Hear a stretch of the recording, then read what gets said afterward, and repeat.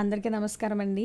ఈరోజు నేను మీకు ఈ వీడియోలో ఏం చెప్పబోతున్నానంటే, ప్రభుత్వం వారు మెగా డిఎస్సి పేరుతో 16,347 పోస్టులకు ఈ నెలలో అంటే ఈ మార్చి నెలలో నోటిఫికేషన్ ఇవ్వనున్నట్లుగా మనకి అనేక సమావేశాలలో విద్యాశాఖ మంత్రి గారు చెప్పడం అయితే జరిగింది.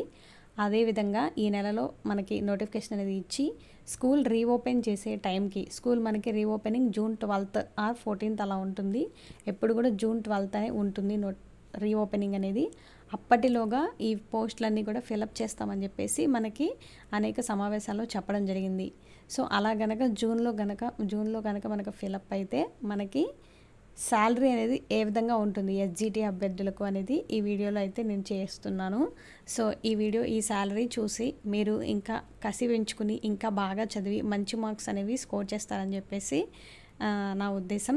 ఈ వీడియో నచ్చితే మీరు తప్పకుండా లైక్ చేయండి, మీకు తెలిసిన ఫ్రెండ్స్ అందరికీ షేర్ చేయండి, మన ఛానల్ని సబ్స్క్రైబ్ చేసుకోండి. అలాగే డిఎస్సికి సంబంధించిన క్లాసెస్ కూడా నేను అప్డేట్ చేస్తూ ఉంటాను, రోజుకు ఒక వీడియో అనేది పోస్ట్ చేస్తూ ఉంటాను. వాటన్నిటిని కూడా తప్పకుండా చూడండి. రేపటి నుంచి ముఖ్యమైన జనరల్ నాలెడ్జ్, కరెంట్ అఫైర్స్కి సంబంధించిన ఇష్యూస్, షార్ట్స్ అలాంటివి అయితే చేస్తున్నాను. మీకు నచ్చితే వీడియోస్ని లైక్ చేసి మన ఛానల్ని సబ్స్క్రైబ్ చేసుకోండి. సో మనకి ఎస్జిటికి వచ్చేసరికి బేసిక్ పే అండి. సో మనకి బేసిక్ పే అనేది చాలా ఇంపార్టెంట్. ఎస్జిటికి బేసిక్ పే మనకి 32,670 రూపీస్ ఉందండి. సో మనకి ఇది గ్రూప్ 2లో జూనియర్ అసిస్టెంట్ కన్నా కూడా పెద్ద స్కేల్. జూనియర్ అసిస్టెంట్కి మనకి గ్రూప్ 2లో 25,000 బేసిక్ పే ఉంటుంది. సో కానీ ఎస్జిటికి మాత్రం 32,670 బేసిక్ అండి. కానిస్టేబుల్ కన్నా గ్రూప్ 2లో జూనియర్ అసిస్టెంట్ కన్నా కూడా ఇది, సచివాలయం వాళ్ళకన్నా కానిస్టేబుల్ కన్నా కూడా ఇది మంచి స్కేలు. బేసిక్ పే అనేది పెద్దది ఇది. సో మనకి ఈ బేసిక్ పే మీదే మనకి అలవెన్స్లు అనేవి ఇస్తూ ఉండడం జరుగుతుంది. సో మనకి డిఏ, మనకి కరువు భత్యం.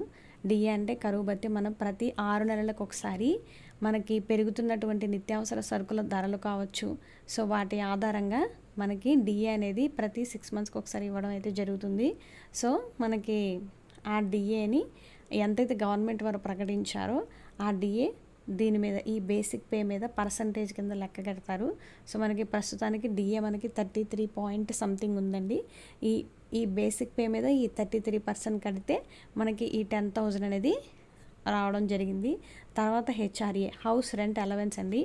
ఇదేంటంటే మనం పట్టణ ప్రాంతాల్లో కనుక నివసిస్తున్నట్లయితే అక్కడ రెంట్లు అనేవి ఎక్కువగా ఉంటాయి, హౌస్ రెంట్లు అనేవి ఎక్కువ ఉంటాయి కాబట్టి అక్కడ హెచ్ఆర్ఏ అనేది ఎక్కువ ఉంటుంది.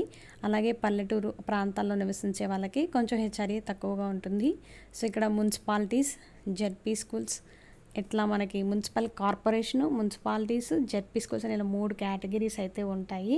సో మున్సిపల్ కార్పొరేషన్ ఏవైతే కార్పొరేషన్లో చేస్తున్నారో వాళ్ళకి హైయెస్ట్ హెచ్ఆర్ఏ అనేది ఉంటుంది. ఎందుకంటే కార్పొరేషన్ మనకి ఎక్కువ రెంట్లు అనేవి, హౌస్ రెంట్లు అనేవి ఎక్కువ ఉంటాయి. ప్రస్తుతానికి మాకైతే కృష్ణా డిస్టిక్లో విజయవాడ అలాగే మచిలీపట్నం ఇవి 2 కూడా మున్సిపల్ కార్పొరేషన్గా చేయడం అయితే జరిగింది. సో నేను మచిలీపట్నంలో చేస్తున్నాను. మాకైతే హైయెస్ట్ హెచ్ఆర్ఏ 16% అండి. విజయవాడలో చేసే వాళ్ళకి కూడా ఇదే హెచ్ఆర్ఏ ఉంటుంది.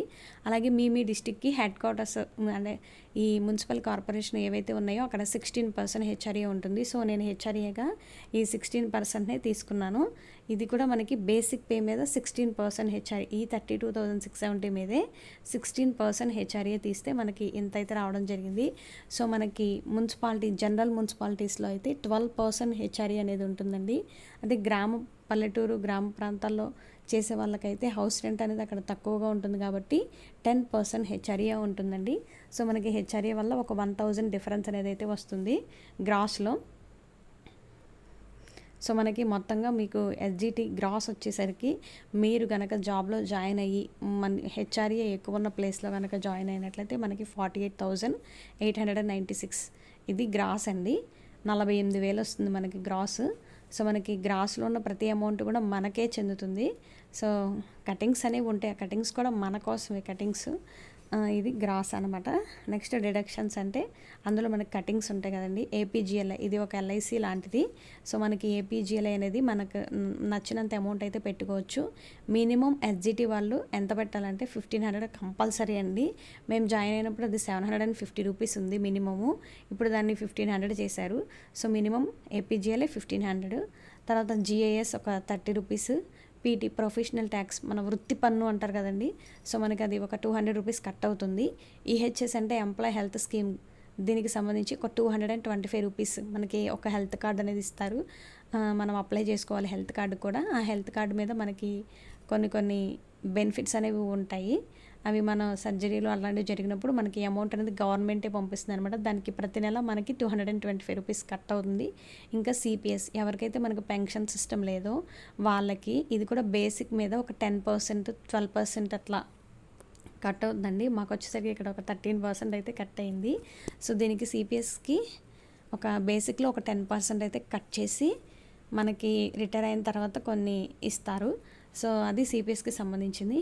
టోటల్గా మనకి డిడక్షన్స్ వచ్చేసరికి ఒక 6,200 వరకు పోతున్నాయండి ఇది మినిమం. ఏపీజీఎల్ఏ మీరు కనుక ఎక్కువ పెట్టుకుంటే మీకు ఇంకా ఎక్కువ కట్ అవుతూ ఉంటాయి. సో ఇంకా 6,000 కటింగ్స్ పోను. మీకు నెట్ శాలరీ బై హ్యాండ్, అంటే బై హ్యాండ్ మీకు మొత్తం కటింగ్స్ అన్నీ పోగో ఒక 42,689 రూపీస్ అయితే రావడం జరుగుతుంది. సో మీకు సుమారు 42,000, ఒక 48,000 గ్రాస్, ఒక 6,000 అనేది కటింగ్స్ పోయి మీకు ఒక 42,000 అనేది మీకు బై హ్యాండ్ శాలరీ అందుకుంటారు.